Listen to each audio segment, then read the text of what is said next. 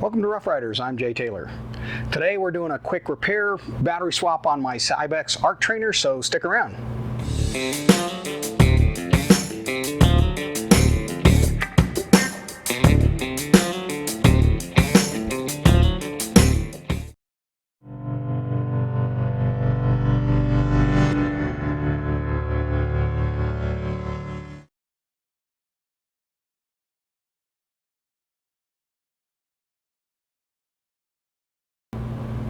Back with another DIY project. Today we're taking a look at the Cybex arc trainer.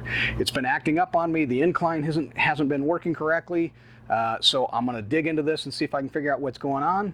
I suspect it's the battery based on the behavior, but there could be something going on with the motherboard as well on this. So we're going to pull that out, take a closer look at that and see if there's anything going on. But first, let me give you a closer look at what the issue is and why I suspect it's the battery. So this is the model 626A. This is the non-AC version, so there's no power plug that plugs into a wall.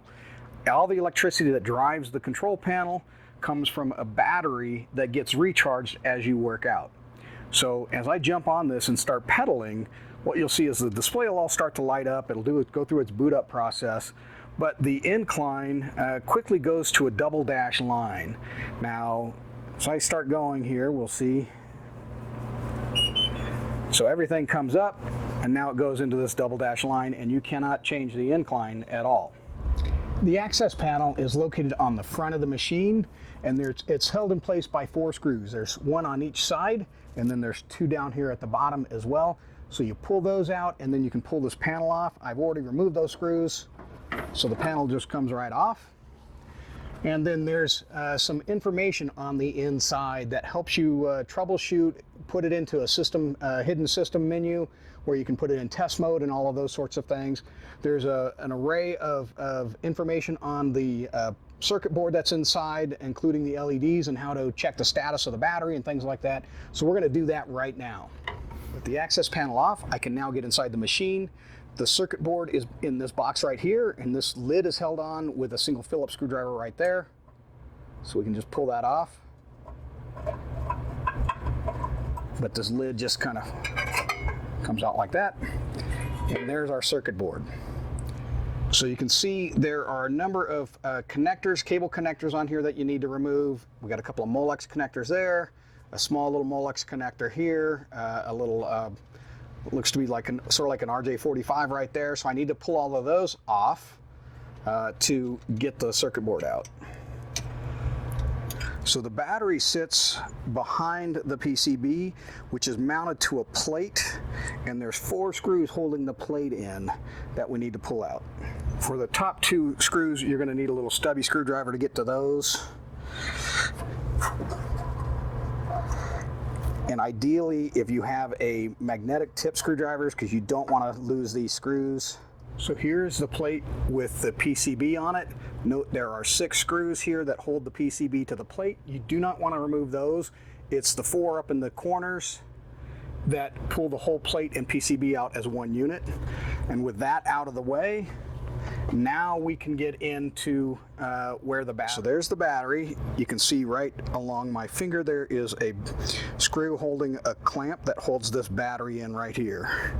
So here's the battery, there's the screw holding it in, here's the cables that lead to the battery terminals. We got to pull those terminals off. We got to undo that screw and remove this clamp, this bracket, and then we should be able to get the battery out. It'll be a tight squeeze, so I don't think I'll be able to film that. But let me pop that out. Okay, there's the battery. I was able to just rotate it to where I could get it out, to where I can get to these terminals. Now I can just slide these terminals off and hook this battery up to a charger and see if it'll actually hold a charge. So this is a standard 12-volt battery, 7,000 milliamp, sealed lead acid battery. So I've already got my charger set up for a standard battery for 12 volts. So we're going to hook it up to this and see if this can tell me if this battery is bad or not, or if it'll take a charge or what. So we're going to hook that up. Red to red. Black to black. So while the battery was on the charger, I took a look at the PCB just to make sure everything was looking good here. I was looking for bulging capacitors. I was looking for scorch marks on the board, resistors that might have looked like they failed or anything like that. All of that looked good. The fuse on the board, there is a fuse on this board. I checked that. That looks good as well. So I don't think this is the problem. I really think it is just the battery. And so what I'm seeing from the battery charger is this is sitting steady at about 11.4 volts, a little less than what it should be. But the battery charger is also telling me that this is not charging, nor is it maintaining the charge. So I really believe this battery is the culprit here. So we're going to go order another one, put that in, and see if that corrects the problem. Okay, so yesterday I ordered a new battery. It came today. We're going to install this. This is exact same dimensions, physical dimensions, as well as the amperage rating and everything. So we're going to put this in and see if that fixes the arc trainer. So installation is going to be pretty much the same process as removal. We're just reversing that. So I'm going to install the battery. Again, I've got my terminals right here.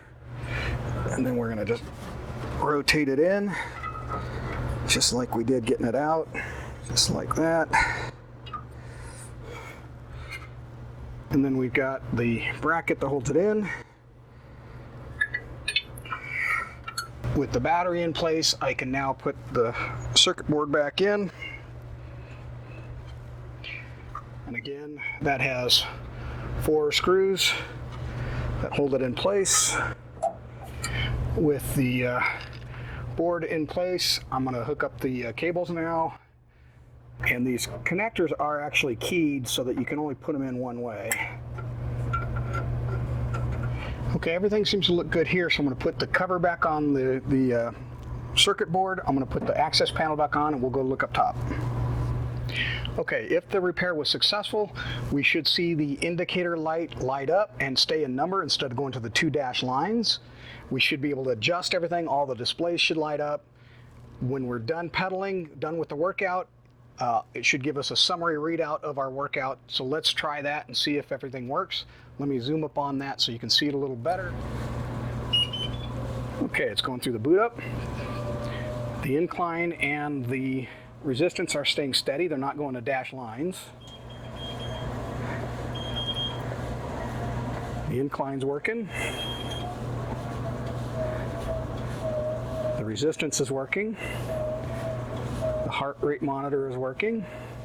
Okay, so in my case, a $20 battery off Amazon seemed to fix my issue and get rid of those dash lines on the incline. Everything seems to be working pretty well. Based upon some of the information that's in the user manual, as well as on that inside of that access panel, you can do some basic troubleshooting to figure out what might be going on with your system. It tells you how to put it into the hidden access mode, and so you can do some troubleshooting and diagnostics if you need to.